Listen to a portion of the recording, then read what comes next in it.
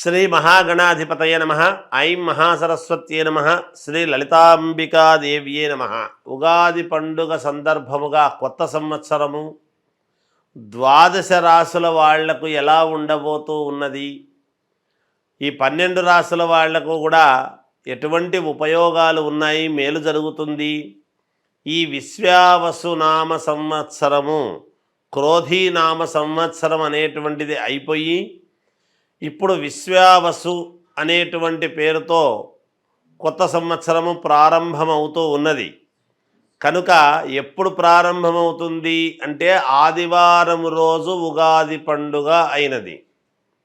చూడండి, ఆదివారము అయ్యింది అంటే ఎప్పుడైనా మనకేమిటి అంటే ఏ వారం అయితే అవుతుందో ఆ వారానికి అధిపతి రాజు అవుతాడు. అందువలన సూర్యుడు రాజు అయినాడు ఈసారి. ఇక్కడ సూర్యుడు రాజైనాడు అని అనంగానే ప్రతి వాళ్ళ జీవితంలో కూడా రవి అంటే సూర్యుడు ఉన్నతమైనటువంటి స్థితిలో ఎవరెవరి జాతకాల్లో అయితే ఉంటాడో వాళ్లకు అద్భుతమైనటువంటి ప్రకాశాన్ని ఇస్తాడు, ఆరోగ్యాన్ని ఇస్తాడు. మామూలుగా గ్రహాలకు రాజు రవి మనకు తెలిసినటువంటిదే. కానీ ఎవరెవరి జాతకాల్లో అయితే సూర్యుడు అనుకూలవంతముగా ఉంటాడో వాళ్లను ఒక ఉన్నతమైనటువంటి స్థితికి తీసుకువెళ్ళటం అనేటువంటిది జరుగుతుందిగాక. కాబట్టి ఇవి రాసులు అని చెప్పటం అనేటువంటిది సామాన్యముగా ప్రతిసారి చెప్పినట్టుగానే చెబుతాం. ఎవరు ఆందోళన చెందాల్సినటువంటి పనేమీ లేదు. నిజానికి అందరికీ అద్భుతముగానే ఉంటుంది. చిన్న చిన్న ఏవో దోషాలు అవి ఇవి ఉంటే కాస్త పరిహారాలు అనేటువంటివి సర్వ సామాన్యమైనటువంటి విషయమే కదా. అందువలన ఎవరెవరైతే వాళ్ళ లగ్నాన్ని బట్టి, ముందు లగ్నం అనేటువంటిది చాలా అవసరం. ఎప్పుడు కూడా ఏ లగ్నములో పుట్టాము, లగ్నానికి ద్వితీయంలో ఎటువంటి గ్రహాలు ఉన్నాయి, ఇవన్నీ కూడా చాలా చూసుకోవాల్సినటువంటి అవసరం ఏర్పడుతుంది.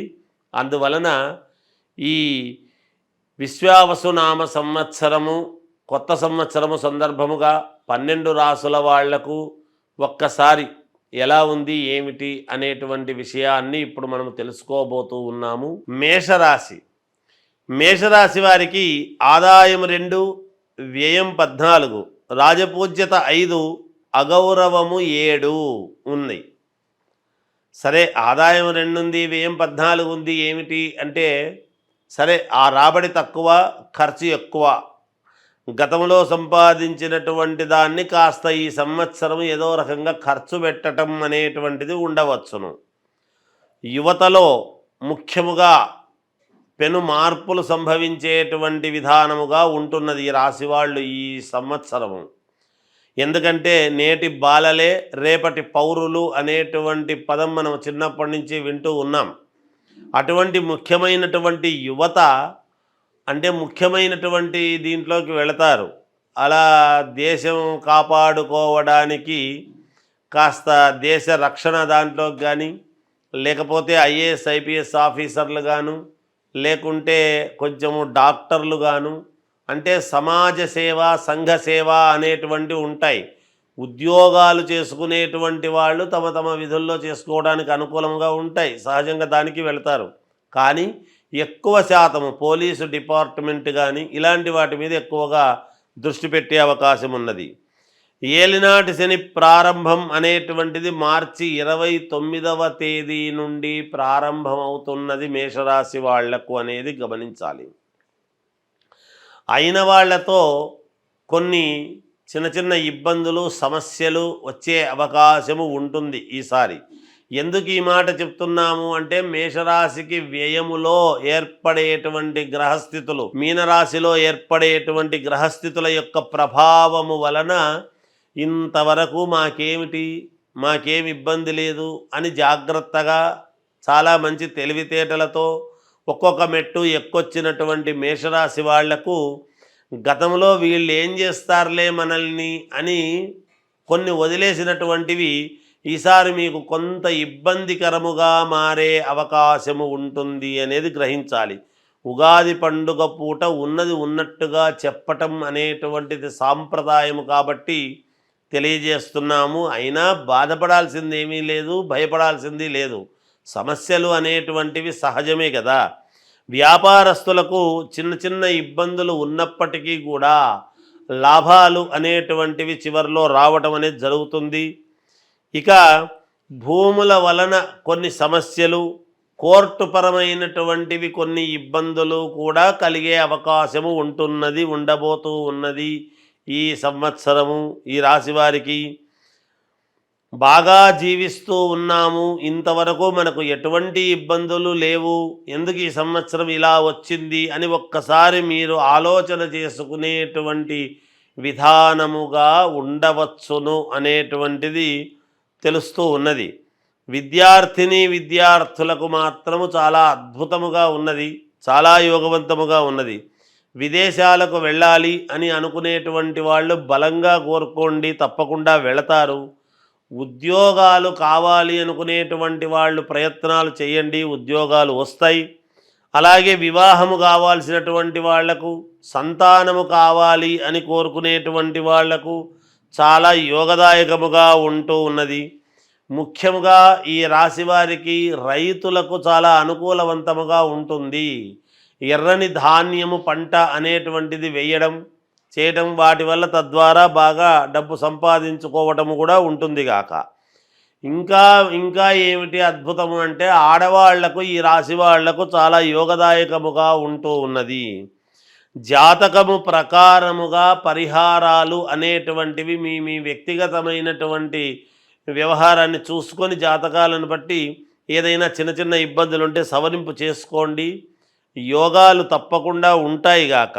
సినిమా వాళ్లకు కొంతమందికి మేలుగాను, కొంతమందికి ఇబ్బందిగాను ఉండవచ్చునుగాక. రాజకీయ రంగములో ఉండేటువంటి వాళ్ళు కొంచెం జాగ్రత్తగా ఆచితూచి అడుగులు వేయాలి, మాట్లాడేటువంటి విధానంలో కానీ దేంట్లోనైనా. అలాగే గవర్నమెంట్ ఉద్యోగాలు చేసేటువంటి వాళ్ళు కూడా కొంచెం జాగ్రత్తగా మాట్లాడితే బాగుంటుంది. తొందరపాటుతనముతో ఏదంటే అది నిర్ణయాలు తీసుకోవద్దండి. అలాగే కళాకారులు చాలామంది ఉంటారు, సాహితీవేత్తలు, కళాకారులకు మీకు మాత్రము చాలా అద్భుతముగా ఉంటుంది. కళాకారులు కొంచెం జాగ్రత్తగా వ్యవహరించాల్సినటువంటి అవసరము ఉండవచ్చును అనేటువంటిది తెలియజేస్తున్నాను. 12 రాశుల వాళ్లకు కూడా, అంటే మేషము నుండి మీనరాశి వరకు కూడా మీ మీ జాతకపరంగా ఏదైనా లోపాలు ఉంటే చేసుకునేది చేసుకుంటూ విశ్వావసునామ సంవత్సరములో మీరు ఎటువంటి పరిహారాలు చేసుకుంటే మేలు జరుగుతుంది అని గనక అనుకున్నాము అంటే, గోవుకు, అంటే ఆవులు ఉంటాయి, ఆవులో 33 కోట్ల దేవతలు ఉన్నారు అనేటువంటిది ప్రతీక అందరికీ తెలిసినటువంటి విషయమే.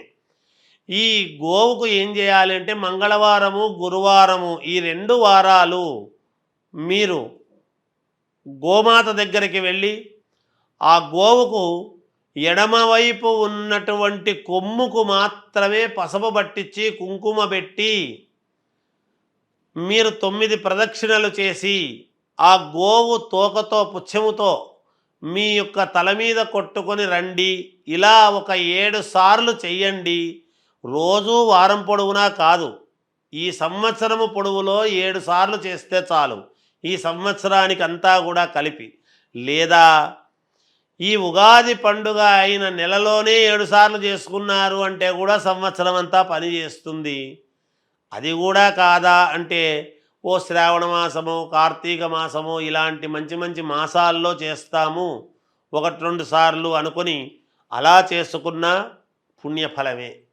ఏది ఏమైనా ఈ సంవత్సరములో ఒక 7 సార్లు అయితే గోవును మీరు సందర్శించి 9 ప్రదక్షిణలు చేసి ఆ గోవు ఎడమ కొమ్ముకు, అంటే మనము నిలబడినటువంటి చోట కుడి చేత్తో ముట్టుకుంటే దానికి ఎడమదవుతుంది, అటువంటి ఎడమ కొమ్ముకు మాత్రము పసుపు పట్టించి కుంకుమ పెట్టి ఏదైనా తోటకూర లాంటిదో, పళ్ళో, లేదా ధాన్యం అంటే బియ్యము కాకుండా జొన్నలు కానీ ఇలాంటివి, లేదా అలసందలు కానీ ఇలాంటివి ఏవో ఉంటాయి కొంచెం, అలాంటివి ఏవి పెట్టినా పుణ్యప్రదమే అవుతుంది, మీకు మేలు జరుగుతుంది. చాలా వరకు పరిహారము జరుగుతుంది అని తెలియజేస్తూ జయోస్తు.